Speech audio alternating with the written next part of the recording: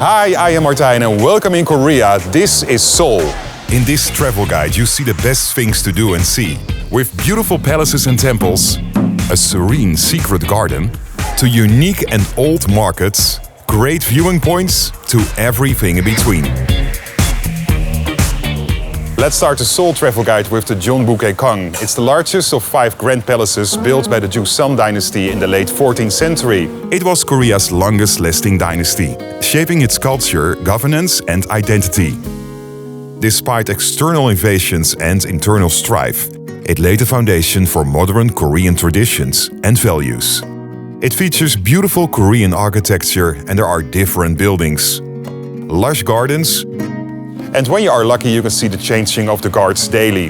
When you arrive in traditional clothes, it's called hanbul, you can enter the park for free. Otherwise, you have to pay €3.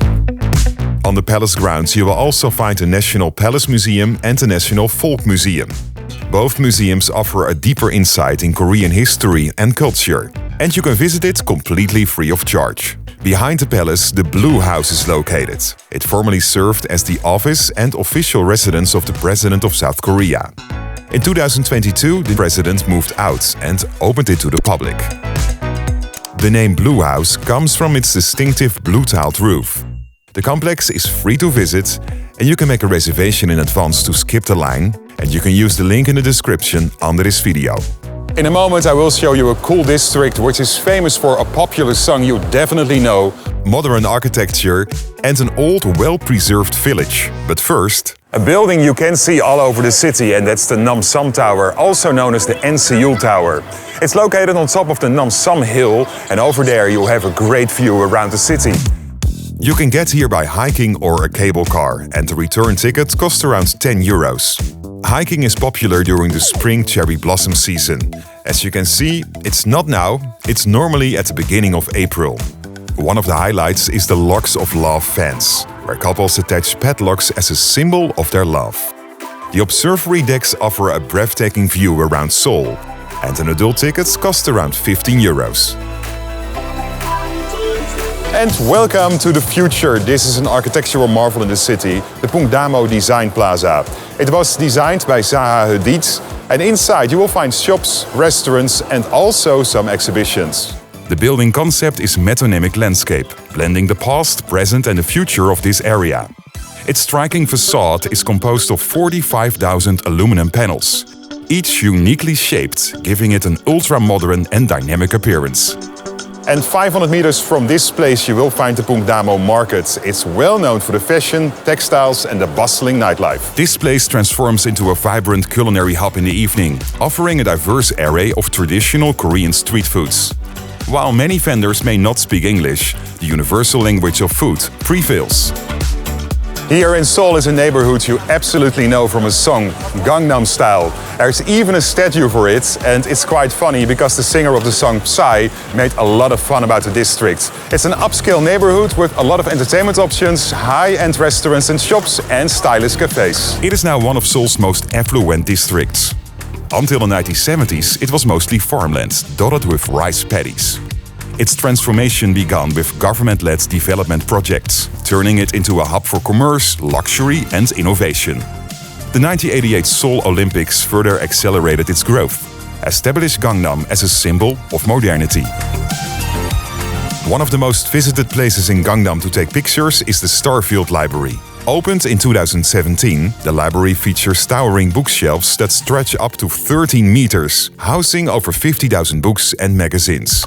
In a moment, I will take you to a serene secret garden, stroll through a bustling evening market full of life and flavor, and marvel at one of the tallest buildings on the planet. It's time to discover some Korean culture, and you can do that in Bukchon, Hanok. This is a well-preserved village with over 900 Hanok houses, and they have been standing here for over 600 years. These houses are crafted with natural materials like wood, stone and clay, designed for harmony with nature.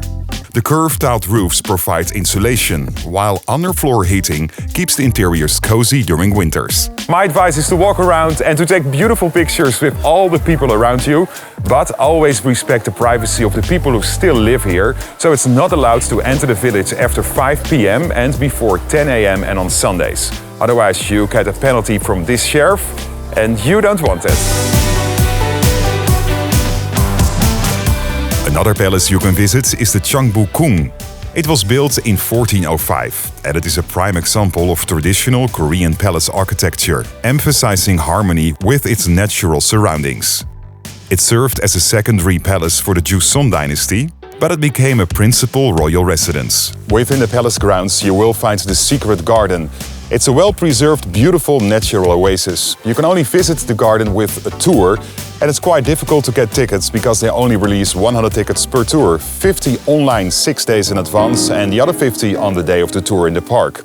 If you want to try to book tickets online, you can find a link to the official website in the text under this video.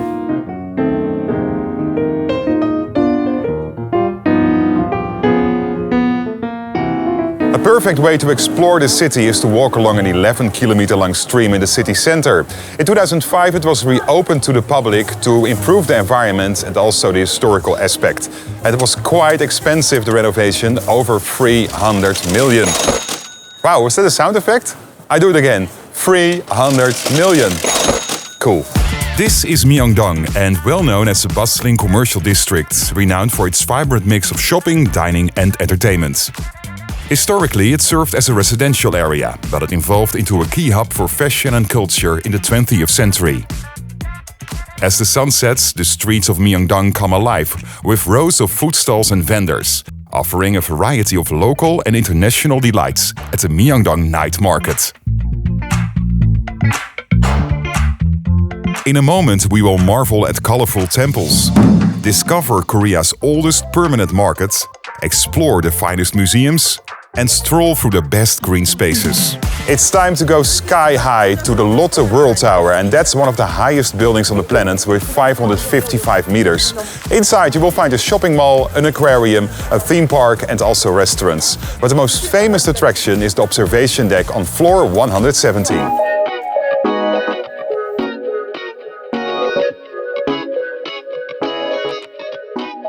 One of the most important Korean Buddhist temples is the Jogyesa. It was built in the 14th century and it is renowned for its vibrant architecture and serene atmosphere.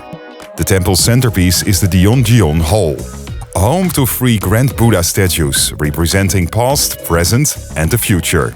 If you want to dive deeper in the local food cuisine, my advice is to go to the first permanent market of whole Korea, the Gwangjang. The market began as a small trading center that brought in goods from nearby regions, including groceries, dried fish, traditional goods, and most important, it offers an authentic taste of Korean street food. The most popular section of the market is the food street, connected to the East Gate, North Gate 2 and South Gate 1. The War Memorial of Korea is a museum dedicated to Korea's conflicts, including the Korean War, which is technically still going on. The outdoor area showcases tanks, planes and ships, providing a hands-on experience of military technology. The memorial also honors those who give their lives for peace.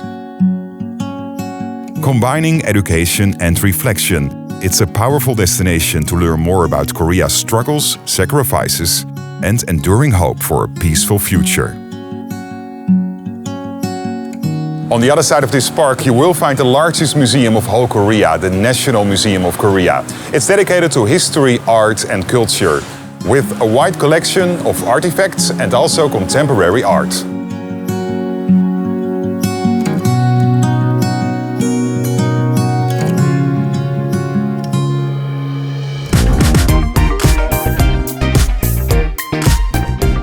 If you want to escape from the hustle and bustle in the city center, one of the best places to go is the Hangang Park. For a stroll, a run, a picnic, and over here you will have a great view over the water and the bridges.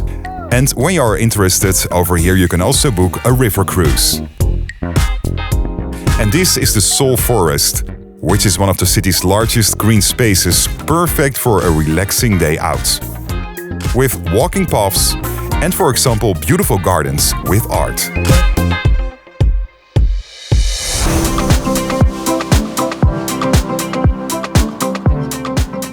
A district which is worth a visit is Hongdae, especially in the evening. It's the youth district of Seoul, with live street performances, indie music and a lot of trendy boutiques. Hongdae emerged as a cultural and artistic hub thanks to the nearby Hongik University, one of South Korea's top institutions for fine art and design. The university's strong focus on art attracted a community of young artists, musicians and creatives who began to shape the area's identity in the 1980s and 1990s. A neighborhood that is well known as the International District is Itaewon. It has a vibrant expat community. Over here you will find a lot of world cuisine restaurants, high-end shops and cafes. Historically, it served as a trading area during the Joseon dynasty, due to its proximity to Seoul's city walls and the Han River. The name Itaewon is thought to mean large pear tree garden or place of foreigners, reflecting its historical openness to diverse influences. And to make your Seoul trip complete, you can visit the Bongeunsa Temple, a serene Buddhist sanctuary in the bustling Gangnam district. It dates back to 794 CE, and it is renowned for its striking 23-meter-high Buddha statue.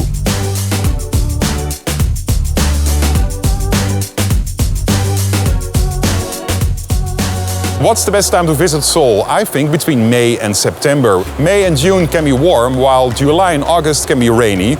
And when you visit the city in October or November, you can enjoy the beautiful autumn colors. And I'm here at the beginning of November, and today it's a beautiful sunny day and 19 degrees Celsius.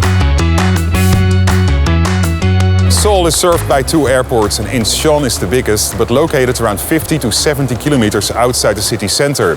To travel to the city, you can use the train. The journey takes around 50 minutes and a ticket will set you back around €4.